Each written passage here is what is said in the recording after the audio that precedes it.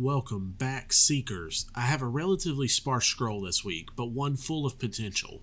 While the specifics aren't fully fleshed out, I have gathered enough information to give an aspiring game master some juicy lore to work with in the Ethereal Plane. The Ethereal Plane, also known as the Ghost World, is less a destination and more of an area you pass through. Collectively known as the in-between, or the space between spaces, this realm is the glue that holds the rest of the realms together. Much like you would find empty space between the planets in outer space, the ethereal plane stretches between and connects all of the different planes of existence. As it intrudes on all of its neighboring realms, the ethereal plane can be used to travel from one to another. Provided one has the ability, a traveler can peer into neighboring realities, although your view would be obscured as if looking through fogged glass. In other places, magic has worn the borders thin and passage from one realm to another is easier than in other places, but these borders are always wearing and healing, leading to a risky venture that's always on the move. Physical geography also does not exist as the humanoid mind comprehends it. The ethereal plane appears as an ever-shifting mist with little to no solid matter. As such, travel isn't done via walking, but by force of will. You simply wish yourself to go forward, and you'll find yourself drifting forward. Much like I wish you would comment, like, and subscribe, and boom, you find your hand moving before you even have a chance to resist. The main use of the ethereal plane is to avoid physical barriers or dangers in the material plane. For example, you're stranded inside of a cave after a cave-in. With no way out of the cave, you use magic to shift to the ethereal plane. From there, simply will yourself forward through the rocks and shift back to the material plane, which is enough to bypass the physical obstruction entirely. There are also creatures that naturally have this ability, making them incredibly difficult to combat.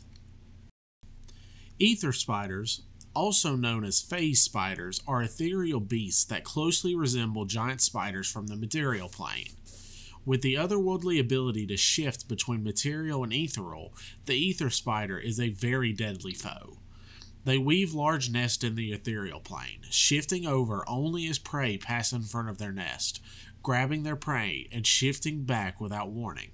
So while traveling, if you come across an area with the bones of prey or where animals avoid, you could be a small dimensional barrier away from becoming spider food.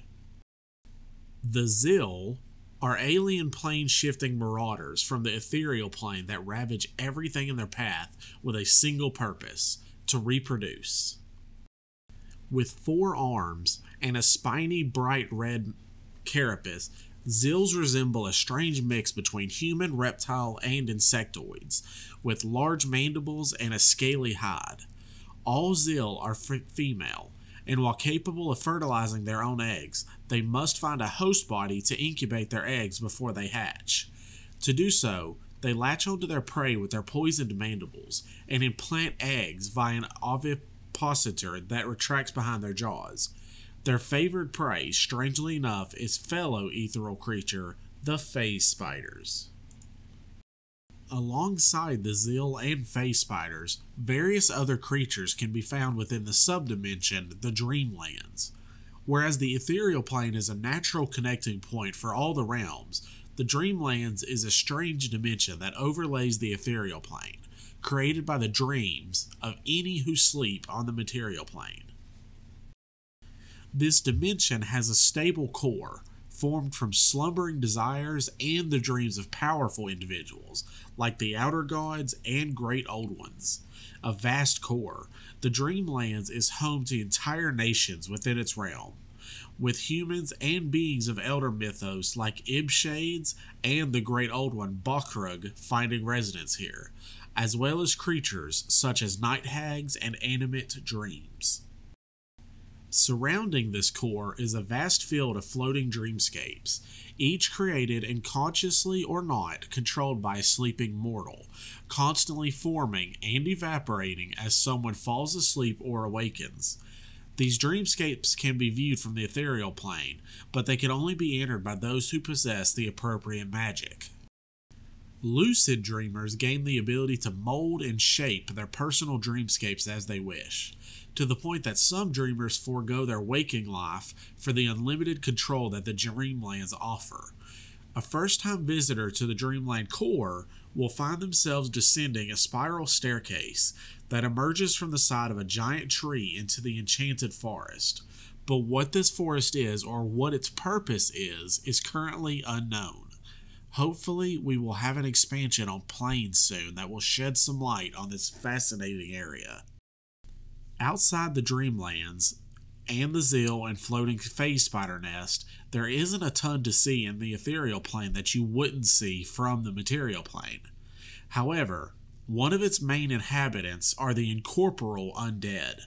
Ghosts, specters, shades, and other incorporeal undead drift amongst the mist, in various unending stages of misery, rage, or simply confusion. Long ago they shed their mortal shells, but now they are out of touch with the River of Souls, and as such, they will drift through the Ethereal Plane, only occasionally finding their way back to the Material Plane. These undead pose a distinct hazard to travelers, but those who have died less tragically may be persuaded to stop and converse with the occasional planeswalker, offering advice or guidance in exchange for a favor. Outside of the known planes, the Ethereal Plane potentially connects to all forms of hidden demi-planes, either natural formations or purposely built demi-planes that suit the needs of their particular creator. Indeed, many gods have created pocket planes to hide some of their past mistakes, and in the case of Gallander, the god of parasites, infections, and stagnation, he had long ago hidden himself in its misty depths. For untold aeons he slept inside of a massive cocoon, only awakening when Desna, the goddess of travelers and dreams, accidentally disturbed him. But we will have to dive deep into the stacks to find those particular scrolls. We have a Discord in the comments below where I enjoy talking to everybody, and we have some pretty enlightening conversations. As well, I have a Patreon if you like what I'm doing and wish to support me directly, but that's all I have time for today.